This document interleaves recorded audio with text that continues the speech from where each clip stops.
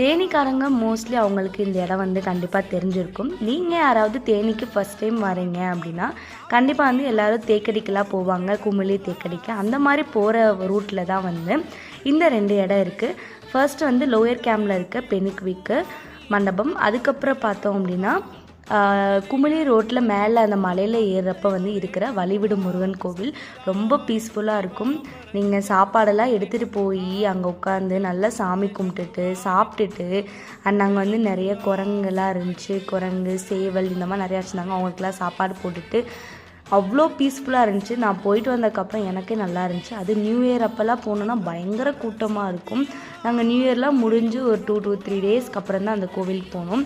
And தர்ஷன்லாம் தண்ணியில் விளையாண்டுட்டு வரவே மாட்டேன்ட்டார். அவ்வளோ பசங்க அவ்வளோ என்ஜாய் பண்ணாங்க. ஆனால் குழந்தைங்களை கூப்பிட்டு போகிறப்ப இந்த இடத்துல கொஞ்சம் சேஃப்டியாக தான் வச்சுருக்கணும்.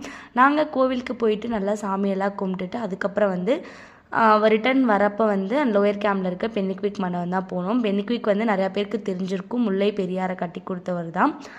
அண்ட் வந்து நாங்கள் தனியாக இவருக்காண்டி தேனி மக்கள் வந்து பெனிக்விக் பொங்கல்னே சொல்லி செலிப்ரேட்லாம் பண்ணுவோம்.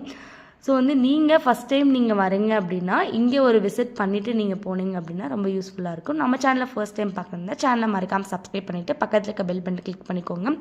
அண்ட் நெக்ஸ்ட் வீடியோவில் பார்க்கலாம். Bye bye.